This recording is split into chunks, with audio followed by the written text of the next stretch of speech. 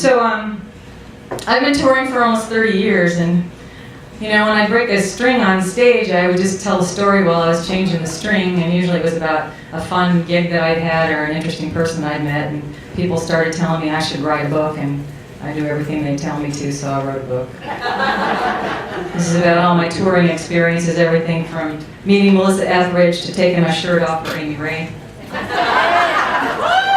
I was wearing something underneath now, y'all just don't go there. And I may live in Canada now, but I did grow up in southern Arizona. Does that count? I lived in North Carolina for 11 years. That counts? All right, here we go. And so I thought I would read a chapter that has something to do with Nashville. This may get me into trouble, I don't know. No, not with these people. All right. They've been with me for years. This chapter is called Don't Stand Too Close to the Bird. If I'd been listening to country music in October 2003, I would have heard Alan Jackson and Jimmy Buffett sing It's 5 O'Clock Somewhere. But my listening tastes on the road ran more to tapes of Bonnie Raitt and Ani DeFranco. It happened to be after 5 p.m. in this small Nashville cafe, though, and it was crowded with middle-aged couples waiting for the concert featuring 4 female songwriters, including myself. I felt a little out of place in this music industry haven, the lesbian hippie in a sea of straight folks, but you get it, right? One person did. That's good, all right. But honored to play in a legendary venue that has featured so much great music over the years. We sat in the middle of the room, facing each other in a circle, a tangle of mic cords and mics in front of us, guitars squeezed in close to our hearts, careful not to bang into the audience mashed in around us. The other performers were standard country writers, each hoping their songs would get noticed by the music industry elite. A packed room is always better to play for, and this audience was no exception. As we went around the circle, each taking a turn singing our songs, they quieted and listened. My songs were just as solid as the others, so I felt myself relax after a while, getting into the rhythm of being there and not worrying so much about being the big weirdo hippie babe. When Joyce, the songwriter to my left, started one of her songs that was made famous by a big star, the crowd clapped as they recognized the opening bars. At the chorus, my fellow songwriters joined in. Putting on a confident face, I mouthed the words until I could follow along. Even putting on a harmony like, sure, I know this song, doesn't everyone? Halfway through the evening, the leader of the circle announced that one of the songwriters had a famous husband, and wouldn't we all like to hear him? The crowd cheered its approval while I clapped, clueless about who he was, but with a sure smile that would have won me an Academy Award. As he took a seat in our circle, our leader laughed and commented that he was the only guy performing, and he'd probably show us all up. Yeah, like 4 women songwriters couldn't possibly compete with his manly songs. He did his hit. It was a great song that everyone seemed to know except me. Then he accompanied his wife on another tune as she explained that she just didn't consider herself a guitar player. Funny, we'd seen her play credibly through several songs. Then it moved around the circle to the songwriter on my right, who called up her own guy to play a song with her, also making a negative comment about her guitar skills. Suddenly we all became lesser musicians because some big handsome man will play for us. The circle went around a couple of times. I took a chance with my tongue-in-cheek, I want to be a straight guy. Just perfect for a Nashville venue. You all should have been there. That would have helped me out.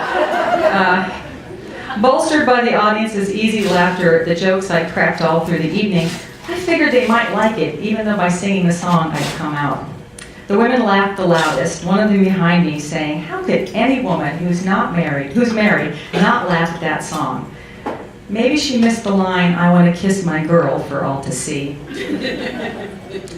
After 2 hours, the leader announced that I would have the last song. I introduced my tune by saying it was a sing-along that some of them wouldn't like, and I hoped they hadn't brought their guns. They were all chuckling when I began Woe to the World, my anthem of how our esteemed President Bush had screwed up. All to the tune of Joy to the World, the Three Dog Night tune penned by Hoyt Axton. George W. was a frat boy, did his share of coke. Now he's the U.S. president, even though he didn't get the vote. Singing woe to the world. I could see pockets of people with broad grins singing. My friend Kurt Fortmeyer and his wife over in the corner to my left. Another straight couple in front of me who'd also laughed loudest at the straight guy song. Two lesbians to my right, almost in the back, and two more dykes to my far right. The rest of the crowd looked like they needed a good laxative. Their mouths set in a hard, thin line.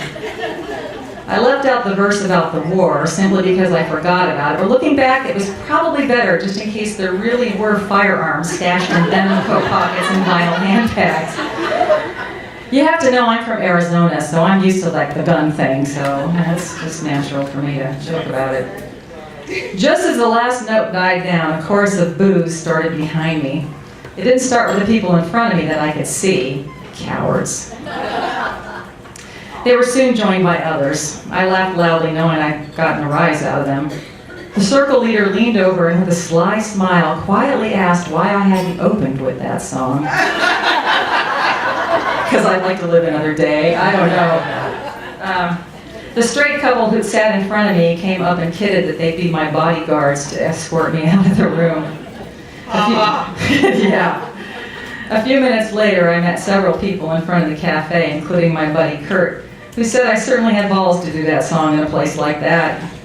No, I replied, big ovaries.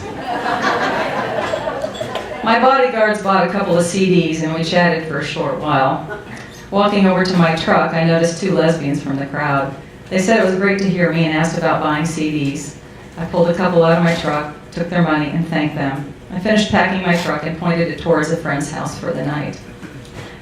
The show after mine featured Emily Saliers of the Indigo Girls, but it was sold out. The tickets were $25 anyway, and money was tight on this tour. I hoped the cafe would offer me a free ticket since they didn't pay me for the gig that I'd just done. No dice. I also asked if I could stand in the back for a discounted ticket, and again, I was told no. I'd give them the benefit of the doubt and say it was probably because of fire regulations. As a full-time musician, I don't usually do gigs for free, but it was such an honor to play there that I took the engagement, as do a lot of performers.